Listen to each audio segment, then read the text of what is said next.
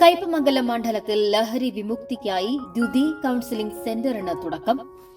കയ്പമംഗലം മണ്ഡലത്തിലെ മുഴുവൻ വിദ്യാർത്ഥികൾക്കും ലഹരി വിരുദ്ധ ബോധവൽക്കരണത്തിനും ലഹരിക്ക് കീഴ്പ്പെട്ട കുട്ടികൾക്ക് ആവശ്യമായ കൌൺസിലിംഗ് നടത്തുന്നതിനുമായി ET ടൈസൺ MLAയുടെ നേതൃത്വത്തിൽ ദ്യുതി കൌൺസിലിംഗ് സെന്റർ ആരംഭിച്ചു.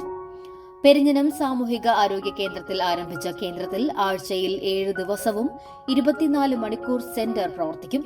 കൂടാതെ ഹെൽപ്പ് ലൈൻ കോർഡിനേഷൻ ഉണ്ടാകും.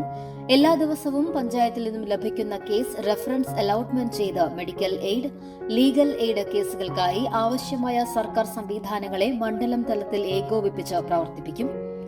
കൌൺസിലിംഗ് സെൽ മോണിറ്ററിംഗും കേസ് റെഫറൽ പ്രക്രിയ മോണിറ്ററിംഗും സംഘടിപ്പിക്കും. എല്ലാ ശനിയാഴ്ചകളിലും വൈകുന്നേരം 5 മണിക്ക് റിപ്പോർട്ട് അവലോകനവും മീറ്റിംഗും നടത്തും.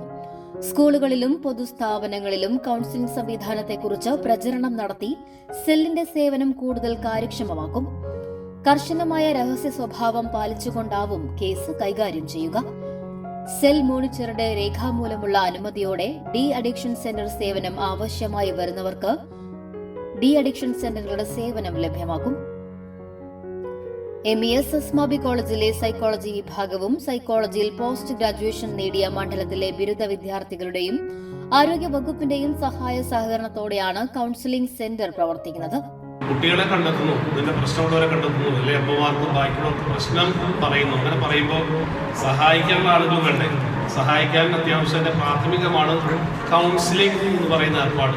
പക്ഷേ പ്രാഥമികമായി ഈ കൗൺസിലിങ്ങിന് മാത്രം നമുക്ക് ഉള്ള സംവിധാനം എന്ന് പറയുന്നത് അകലെയാണ്. തൊട്ടടുത്തുള്ള സംവിധാനമൊക്കെ ചെറുതെന്നുണ്ടെങ്കിലും അത് വേണ്ടത്ര എഫക്റ്റീവാണെന്നൊരു തോന്നലുണ്ടായിരുന്നില്ല. അതുകൊണ്ട് പോലീസ് സംവിധാനം, എക്സൈസ് സംവിധാനം, അതുപോലെ തന്നെ നമ്മുടെ എഡ്യൂക്കേഷൻ ഡിപ്പാർട്ട്മെൻറ്റിലുള്ള കൗൺസിലേഴ്സ് പ്ലസ് നമ്മുടെ ഡോക്ടർ പന്നത്തിന് നേതൃത്വത്തിലുള്ള കൗൺസിലേഴ്സ് ഉൾപ്പെടെ പിന്നെ രേഖ ടീച്ചറും അവര് NSSന്റെ ഉൾപ്പെടെയുള്ള ഒരു ടീം ഇപ്പോൾ അതിൻ്റെ പുതിയ സംവിധാനം ഉണ്ടാവുകയാണ്.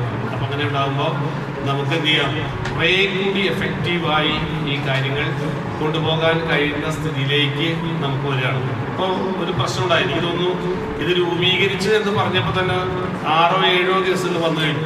ഇതൊരു രഹസ്യ സ്വഭാവത്തിൽ ചെയ്യുന്ന കാര്യമാണ്.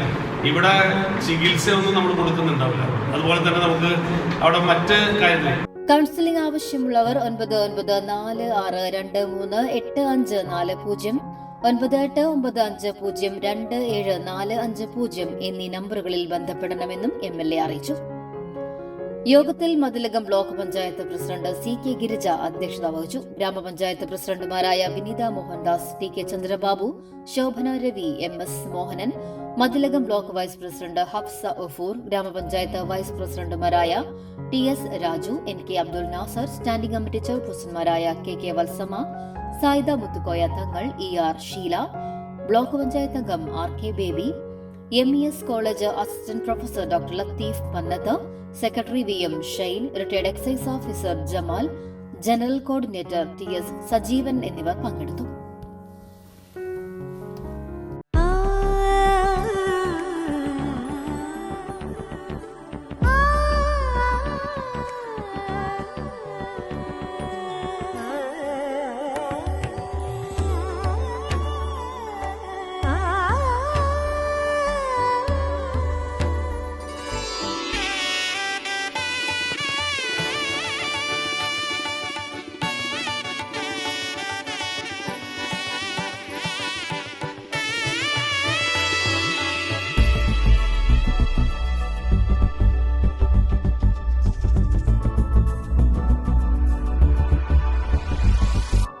മനം കവരും സ്വർണ്ണ വജ്രശോഭയിൽ മനോഹരമായ ഡിസൈനുകൾ, ലൈറ്റ് വെയ്റ്റ് ആഭരണങ്ങളുടെ മികച്ച കളക്ഷൻസ്, 3 പതിറ്റാണ്ടിലേറെ പാരമ്പര്യത്തോടെ മുഗൾ ഗോൾഡൻ ഡയമണ്ട്സ്, തൃപ്രയാർ 3 പീടിക. You're watching True Line News.